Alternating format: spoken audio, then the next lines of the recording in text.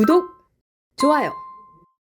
자, 지금은 총리가 됐던 김민석 어떤 발언을 해서 지금 크게 논란이 되고 있는지 그 부분 살펴보겠습니다. 김진기 기자 나오셨습니다. 어서 오십시오. 안녕하세요. 예. 네. 김민석이 어떤 얘기했습니까? 이게 뭐 어제 발언은 아니고요. 예. 지금 이제 이 발언을 김민석이 하고 나서 요 며칠째 계속해서 논란이 이어지고 있는 그런 발언입니다. 바로 그 보시는 기사 제목과 또 같은데요.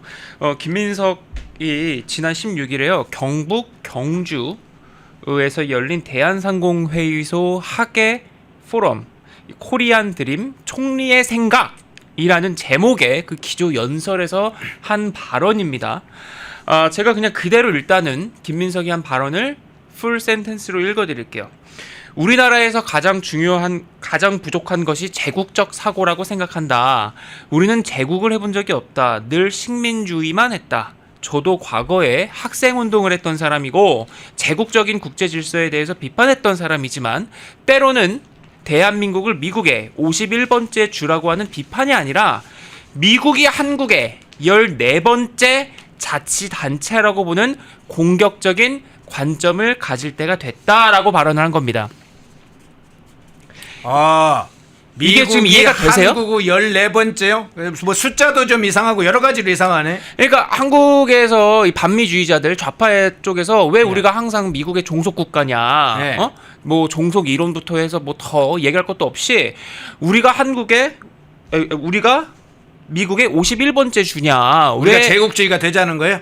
왜 우리가 이렇게 종속돼야 되느냐, 뭐 이런 주장을 해왔던 사람들입니다. 그러니까 한국이 미국이 51번째 주도 아니고 뭐 이랬단 말이죠. 근데 김민석이 미국이 한국의 14번째 자치단체다 라고 생각을 하자, 그렇게 대하자 이거예요. 그러니까 이것도 어떻게 보면은 뭐 선회를 하면 뭐 이런 거죠. 그러니까 한국의 위상이 그만큼 미국으로부터 항상 옥수수빵 받고 뭐 그 원조 받고 하는 그런 그 가난한 나라가 이제 아니라 우리도 미국에 줄 게 있는 그런 동등한 어떤 그 파트너로서 포지티브 썸의 어떤 협상을 할 수 있는 상대로서 우리도 좀 당당하자, 뭐 이런 얘기를 하고 싶었겠거니라고 생각을 좋게 해석하면 그렇겠죠. 해줄 수도 있을 텐데 이게 왜 논란이 이어지는 거냐면요, 여러분 이 발언 좀 이상하다고 생각하지 않으세요? 왜냐면 이 14번째 자치단체 띠용 한다는 거예요. 왜 이 14번째, 그러니까 이 14, 14 이 숫자가 대체 어떻게 나온 거냐는 거예요. 미국을 우리의 속국처럼 말한 것도 이상하지만 숫자도 이상하다. 그렇죠. 왜냐면 지금 저게 행정안전부에 들어가면 대한민국의 행정구역 현황이 저렇게 나와요. 대한민국의 광역자치단체는요 총 17개입니다. 특별시 1개, 광역시 6개, 특별자치시 1개, 그 다음에 도 9개 해서 지금 저 행안부 홈페이지에 있는 것처럼 대한민국의 행정구역은 광역자치단체의 총 개수는 17개라는 거예요. 근데 이상해서 따져봤더니 북한의 행정단위가 13개입니다. 북한의 행정자치 형태가 13개다. 그게 바로 통일부의 북한 정보 포털 들어가 보면요. 지금 저렇게 파란색으로 드래그 처리가 되어 있죠. 북한은 13개다. 그러니까 하나의 직할시가 있고요. 그 다음에 특별시가 3개가 있고요. 그 다음에 9개의 도로 구성이 되어가지고 총 13개의 광역행정구역으로 구분이 되어 있다. 지금 이게 통일부의 북한 정보 포털에 저렇게 나와 있는 거거든요. 그럼 북한의 자치제, 대한민국의 자치제가 아니라 북한의 자치제가 머리에 꽂혀 있다가 미국을 그 14번째로 얘기했다고 해석이 될 수 있는 거예요? 아니 그러니까 이게 이해가 안 되는 거예요. 대체 이 14라는 숫자가 김민석 머릿속에 대체 어떻게 나온 거냐. 이게 지금 한국은 17개인데 왜 14번째라고 생각을 미국을 해야 되느냐도 그렇고. 근데 딱 북한을 보니까 13개까지 있다는 거죠, 북한은. 그러면 그 다음이 14. 아니 그러면은 북조선 총리야? 김민석 뭐야? 지금 이런 식으로 이제 SNS 상에서도 이게 지금 왜 이 14이라고 하는 이 숫자 대체 어떻게 나온 건지 이게 이해가 안 된다는 겁니다. 그러니까 제가 근데 이거에 대해서 뭐 여러 또 그 네티즌들도 그렇고 반응이 있지 않습니까?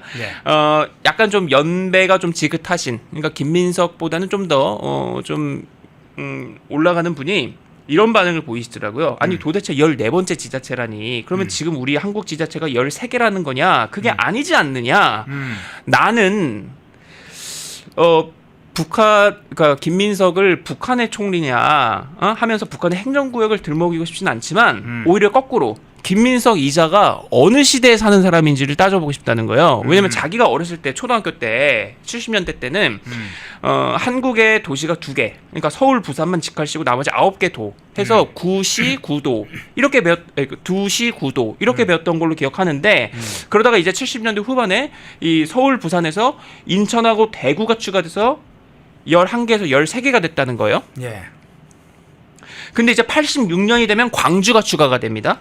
이런 식으로 점점 업데이트가 됐다는 거죠. 그래서 지금 한국의 광역자치단체는 총 17개라는 거예요. 그러면 김민석의 머릿속에는 업데이트가 되지 않고 한국의 광역행정구역이 13개라고 하는 걸로 멈춰 있는 게 아니냐. 80년도에 그 상황에 그쵸. 그 70년대 후반이나 80년대 초반에 그 당시에 이제 한국의 그 광역행정구역이 13개다라는 거에 멈춰 있는 거 아니냐. 대체 지금 저 머리통, 저 머릿속에 대체 뭐가 들어있는 거냐. 딱 저대로 화석화가 돼서 업데이트가 안 된 게 아니냐. 그러니까 이게 이런 겁니다. 왜 이게 좀 문제로 더 좀 볼 수가 있는 거냐면 기억하시죠? 김민석이 국무총리 인사청문회에서 국가 예산안 규모하고 국가 채무 비율 답했습니까? 못했습니까? 국가 예산은 아예 답을 못했고 국가 채무와 부채와 관련해서는 한 20-30% 이렇게 얘기했죠. 그렇죠. 정확하게 지금 말씀하셨는데 김민석 국무총리 인사청문회에서 국민의힘의 김희정 의원이 이렇게 물어봐요. 총리님, 후보자님, 국가 예산안 규모 알고 계십니까? 라고 물어보니까 김민석이 숫자까지 말씀드려야 돼요? 이러면서 대답 못했어요. 예. 그러니까 김희정 의원이 그러면 국가 채무 비율은 아세요? 라고 물어보니까 그거에 대해서 뭐라고 얘기를 했냐면 20인가 30인가 그 사이 되죠? 라고 얘기를 했단 말입니다. 예. 근데 48.4%예요. 예. 그러니까 당시 야당에서 김민석이 얘기한 국가 채무 비율 20에서 30 사이는 2004년에서 2012년 사이의 비율이다. 김민석은 지금 20년 전 세상에 살고 있다라고 했어요. 그 워딩 그대로. 근데 지금 김민석은 대한민국의 광역자치단체가 13개라고 만약에 생각했다면 그거는 80년대의 얘기죠. 그러니까 지금 이건 그럼 몇 년 전 그 생각으로 살고 있는 거냐. 20-30년 전에 그냥 수준이다. 기억으로 살고 있는 거냐. 그러니까 지금 이 김민석이 지금 보시는 것처럼 미국을 한국의 14번째 자치단체로 봐야 된다라고 하는 것은 한국이 미국을 자치단체 중에 하나로 본다라고 하는 그 말 그대로도 문제지만 그렇잖아요. 그러면은 김민석이 뭐 지금 일단 정치권에서는 썰로는 내년에 서울시장 나올 수도 있다라고 얘기를 하는데 그러면 김민석이 서울시장 되면 트럼프하고 동격이에요?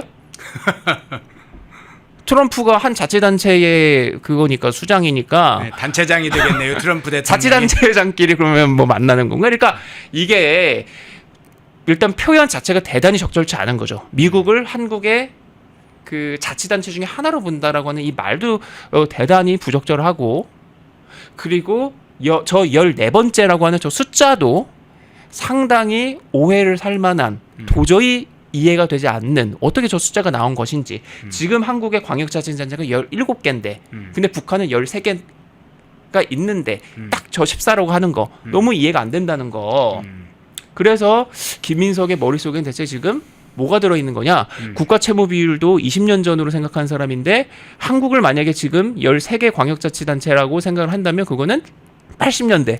그러니까 40년 전에 그 개수니까 40년 전에 그 개수로 지금 그럼 살고 있는 그 기억하고 살고 있는 거냐. 지금 이런 그 비판이 나오는 것이고요. 그리고 지금 방금 이제 앵커께서도 짚어주신 것처럼 결국에는 지금 한국이 좀 어떻습니까? 김민석이 얘기하는 것도 이런 거거든요. 우리가 한국 이재명 정부가 미국을 잘 상대해야 된다. 그리고 이 미중 그 갈등 속에서 우리가 끼인 신세가 됐으니까 뭐 잘해야 된다. 이제 이런 건데 지금 저것도요. 그 김준형이라고 하는 사람이 어떤 사람인지 잘 아시잖아요. 예. 문재인 정부 때 군이 외교원장 했던 사람입니다. 그랬죠. 그리고 대단히 역사관에 대해서도 그렇고 이 외교적인 관점에서도 그렇고 편향적이어서 학계에서도 그렇고 항상 논란에 있는 그런 사람인데 이 사람이 대놓고 그 하원 의원인 영김 의원을 반한 오적 이라고 하고 그 중에 한 명으로 거론했다는 거. 그러니까 이 다른 네 사람하고 동격해 놨다는 게 일단 대단히 지금 의회에서 미 의회에서도 그렇고 미 정가에서도 그렇고 문제라고 할 것 그 심각하게 볼 겁니다. 그러니까 이 조국 혁신당 그 의원이 영김 의원을 저렇게 사실상 딱 집어서 맹 비난한 거거든요. 근데 그거의 이유가 있다는 거죠. 뭐냐면 이 지금 이제 민주당 정권에서 문재인 때도 그렇고 지금도 그렇고 점점 시동을 걸려고 하는 게 종전 선언 하는 건데 이걸 이제 미 의회에서 한반도 종전 선언법을 통과시키려고 했었잖아요. 근데 그때 좌절됐던 게 이 공화당도 공화당이지만 미국 민주당도 이 미국 한국 민주당 의원들 만나면 북한 인권 문제로 엄청 싸웁니다. 잘 아시죠? 예. 그러니까 한국 정부 좌파 정부 사람들은 북한 인권 안 하려고 하는데 오히려 미국 민주당은 그거에 대해서는 또 아주 강하게 얘기를 하기 때문에 인권은 보편적 문제인데 그쵸. 왜 북한 인권 문제는 안 다루냐 그쵸. 비판적이죠. 그렇죠. 그렇기 때문에 문재인 때에 이 한반도 종전선언법을 추진을 했고 이 미국 내에 있는 이 친민주당, 친문재인 성향의 단체가 이 총 걸기해서 이거를 추진하려고 미 워싱턴 DC에서 막 로비도 하고 막 나서고 했었는데 이 영김 의원 같은 사람들 때문에 막혔었거든요. 예. 그러니까 지금 이런 것부터 해갖고 영김 의원을 사실상 딱 표적 삼아서 맹비난한 겁니다. 근데 그거에 대해서 외교장관 하겠다는 양반이 어떻게 그런 거에 대해서 바로잡거나 구분하거나 이 5명 중에 1명으로 거론했다는 것에 대해서 구분을 하고 지적하고 그건 아니다라고 하면서 뭐 좀 이렇게 해야지 될 텐데 그걸 듣지도 않고 오히려 그걸 다 수긍하면서 모든 방안을 검토, 모든 조치를 강구하겠다. 지금 이런 식으로 얘기를 했으니까 그렇죠. 이제 이해가 안 되는 거예요. 김준영이가 그렇게 물었으면 당연히 조현 후보자는 주한미 대사의 지명권, 인사권은 트럼프 대통령에게 있기 때문에 그쵸. 한국에서 왈가불가할 사항은 아니다. 그쵸. 유교적으로도 문제가 될 수 있다. 이렇게 답을 해야죠. 그렇죠. 그리고 영김 의원을 왜 나머지 그 사람하고도 구분되는 그런 걸로 또 딱 짚어줄 수도 있는 것이고 여러 가지로 이 조현 그 민주당의 외교장관 후보자가 되겠다는 사람이 충분히 다 구분해줄 수 있단 말이죠. 근데 그렇지 않고 그냥 그대로 다 받아들이고 모든 조치를 강구하겠다. 지금 이런 식으로 얘기를 하니까 저 발언을 한 저 조국 혁신당의 저 민주당 쪽 사람이라고 봐야죠. 그 김준형도 그렇고 그거에 대해서 주거니 받거니 한 저 외교장관 후보자도 대단히 문제다. 아니 팬앤드마이크에 칼럼 하나 나가도 해당 국가 대사관에서 연락 옵니다. 다 보고 있다는 거예요. 칼럼도 그렇고 발언도 그렇고 다 보고 있습니다. 해당 그 국가들은 예. 국내의 대사관에서. 근데 지금 저 국회 의원과 외교장관 후보자가 저런 발언을 한 게 미 의회와 그리고 백악관에 안 들어가겠습니까? 바로 다 들어갑니다. 그러니까 지금 그런 상황에서 지금 어떻게 대체 이재명이 트럼프에게 자신에 대한 어떤 그 이미지를 부정적인 거를 불식시키려고 이재명은 노력을 해야 될 이 시점에 지금 저런 거에 나오고 있고요. 그리고 김민석처럼 뭐 14번째 주로 미국을 생각하자고요? 그런 발언 나오고요. 그러니까 지금 이번에 그 미국의 전문가도 통상 전문가도 한국이 트럼프하고 협상 아무리 잘해도 관세율이 저 정도일 거다. 어려울 거다. 만약에 품목별의 관세 일부를 완화를 하려면 엄청나게 많이 내줘야 될 거다. 이제 이런 식으로까지 어두운 그런 전망 진단이 나오고 있는데 무슨 뭐 영김 의원, 뭐 미 하원 의원을 뭐 반한 뭐 을사오적 얘기하듯이 얘기를 하고 뭐 미국을 한국의 14번째 주로 생각하자고 하는 그 표현, 비유를 그딴 식으로 들고 대체 어쩌자는 거냐 하는 그 생각을 지금 이 시점에 하지 않을 수 없는 그런 상황입니다. 네. 예, 알겠습니다. 자, 마침 지금 김민석 문제 발언에 나와서 그 분석을 하면서 최근의 상황, 이 미국과 관련된 외교부 또 조국 혁신당의 발언까지 함께 살펴봤습니다. 김진기 기자였습니다. 고맙습니다. 감사합니다. 펜앤마이크와 광동이 함께 준비한 광동 루테인 밀크시슬 혈행 개선, 노화로 인한 눈 건강, 간 건강. 펜앤마이크 TV 단독 할인 2개월분 한 박스에 3만원, 6개월분 3박스에 84,000원. 펜앤마이크 구독자 전용 댓글 상단 할인 링크에서 구매 가능합니다. 전화 문의는 1661-6915, 전화 문의는 1661-6915. 펜앤마이크와 광동이 함께 준비한 광동 면역보감 데일리 스틱 2024년 건강기능식품 대상 높은 흡수율, 휴대와 섭취가 간편한 스틱형 펜앤마이크 TV 단독 할인 1개월분 한 박스에 33,000원, 3개월분 세 박스에 9만원. 펜앤마이크 구독자 전용 댓글 상단 할인 링크에서 구매 가능합니다. 전화 문의는 2661-6915, 전화 문의는 2661-6915. 펜앤마이크와 광동이 함께 준비한 광동 혈당혈압 콜레스테롤 케어 솔루션, 식후 혈당 상승 억제, 체지방 감소, 혈중 콜레스테롤 개선, 높은 혈압 감소. 펜앤마이크 TV 단독 할인 1개월분 한 박스에 25,000원, 3개월분 세 박스에 66,000원. 펜앤마이크 구독자 전용 댓글 상단 할인 링크에서 구매 가능합니다. 전화 문의는 2661-6915, 전화 문의는 2661-6915. 펜앤마이크에서 추천하는 영상도 보고 가세요.